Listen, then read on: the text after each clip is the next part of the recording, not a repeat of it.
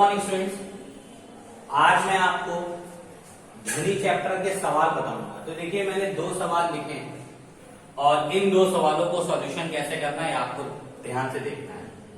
इस चैप्टर के न्यूमेरिकल के लिए थ्योरी का लर्न होना कंपलसरी होता है। अगर आपको थ्योरी लर्न है तो फिर ये चैप्टर के न्यूमेरिकल्स आसानी से हो जाते हैं। देखिए पहला क्वेश्चन है, दोलन करने वाली एक वस्तु द्वारा एक सेकंड में किए गए दोलनों की संख्या 60 हो तो आवर्तकाल ज्ञात कीजिए। ठीक है, एक सेकंड में किए गए दोलनों की संख्या कितनी है? 60। तो इसका सॉल्यूशन क्या है? देखिए हमें याद रखना पड़ेगा कि आवृत्ति की परिभाषा क्या होती है। एक सेकंड में किए गए दोलनों की संख्या को हम आवृत्ति कहते हैं। तो इसका मतलब इस सवाल में आवृत्ति ना देकर इसको परिभाषित रूप में लिख दिया गया है कि एक सेकंड में कितने दोलन कर रही है? वो 60 दोलन कर रही है। और एक सेकंड में किए गए दोलनों की संख्या को हम क्या बोलते हैं? आवृत्ति। इसका मतलब इसमें आवृत्ति दे रखी है हमारी, हम इसको n से रिप्रेजेंट करेंगे, दे रखी है 60। हमसे पूछ क्या रहा है? कैपिटल टी यानी आवर्तकाल हमसे पूछ रहा है। तो इसमें एक रिलेशन होता है, capital T is equal to 1/n। ठीक है, ये इसमें सूत्र का इस्तेमाल होता है। तो इसी सूत्र की सहायता से हम इस क्वेश्चन को सॉल्व कैसे करेंगे? टी लिखेंगे, 1/n की जगह पे हम क्या लिखेंगे? 60। 60 का 1 में डिवाइड करिए, देखिए डेसिमल लगाया, 0 बढ़ाया नहीं जाएगा, फिर 0 लगाया, 0 बढ़ाया 1, हमारा आया 40। ठीक, डेसिमल लगाया 0 बढ़ जाएगा और 6 3 1, तो कितनी आ गई इसकी आवृत्ति? 0.013, यानी आवर्तकाल इसका कितना आ गया? 0.013 सेकंड। तो यही हमारा क्या हो गया स्टूडेंट? पहले क्वेश्चन का आंसर। ठीक है, इसमें समझने की बात क्या थी? एक सेकंड में किए गए दोलनों की संख्या कितनी दे रखी थी? 60। तो ये हमारी थी आवृत्ति। हमसे कैपिटल टी पूछ रहा था, तो कैपिटल टी के आगे क्वेश्चन मार्क, ये हमारा होता है फॉर्मूला, आपको याद रखना है। इस फॉर्मूले को यूज करके मैंने इस क्वेश्चन को सॉल्व कर दिया। देखिए किसी दोलन करने वाली वस्तु का आवर्तकाल 4 सेकंड है तो उसकी आवृत्ति क्या होगी? ठीक है, आवर्तकाल यानी कैपिटल टी बराबर कितना गिवन है इसमें? 4 सेकंड। आवृत्ति यानी n पूछ रहा है। फॉर्मूला हमारा क्या होता है इसका? याद रखिए, n is equal to 1/p। ठीक, अब इस फॉर्मूले को यूज करेंगे, n ऐसे ही लिखेंगे, t की जगह पे कितना लिखेंगे? 4 सेकेंड, डिवाइड करेंगे 4 को 1 में, कैसे?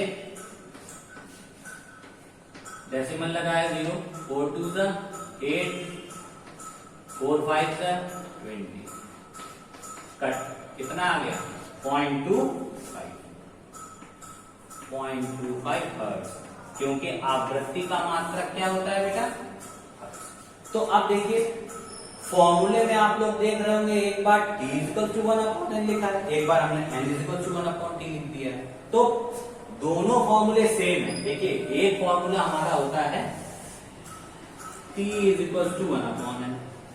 ठीक, आपकी n को ऊपर शिफ्ट कर दीजिए, n t की जगह आ गया, तो t कहां चला जाएगा? n की जगह चला जाएगा।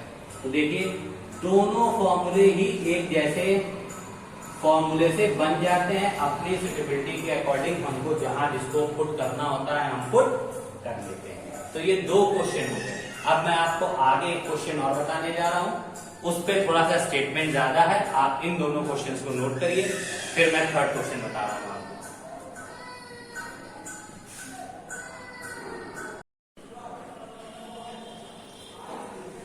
देखिए स्टूडेंट, अगला क्वेश्चन है, एक सरल दोलक 30 सेकंड में 60 दोलन पूरे करता है, तो किए गए दोलनों की आवृत्ति और आवर्तकाल दोनों ज्ञात करना है। देखिए आवृत्ति की परिभाषा होती है हमारी, एक सेकंड में किए गए दोलनों की संख्या को हम आवृत्ति कहते हैं। तो यहाँ 1 सेकंड नहीं, यहाँ 30 सेकंड लिखा हुआ। तो हम क्या करेंगे? देखिए कि सरल दोलक द्वारा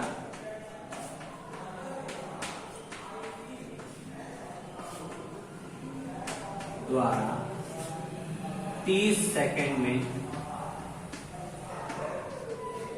किए गए दोलनों की संख्या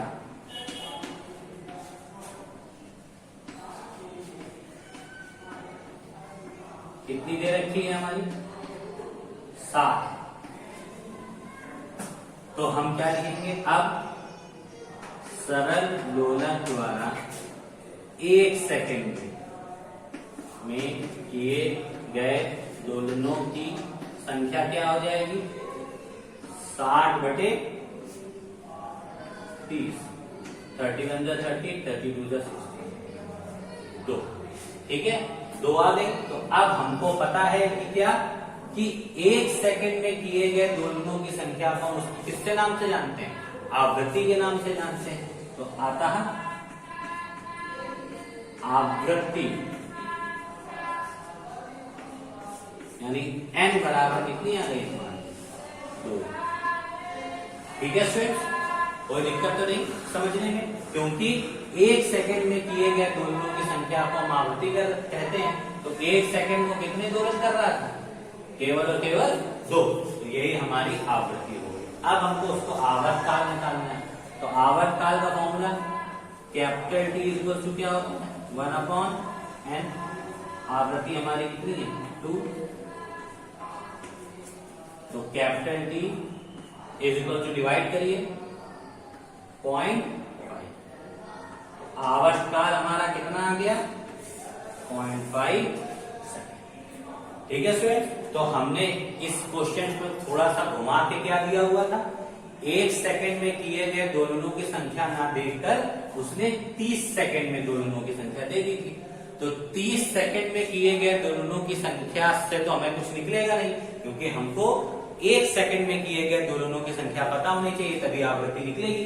तो हमने इस क्वेश्चन को लिख लिया 30 सेकंड में कितने दोलन करती है? 60।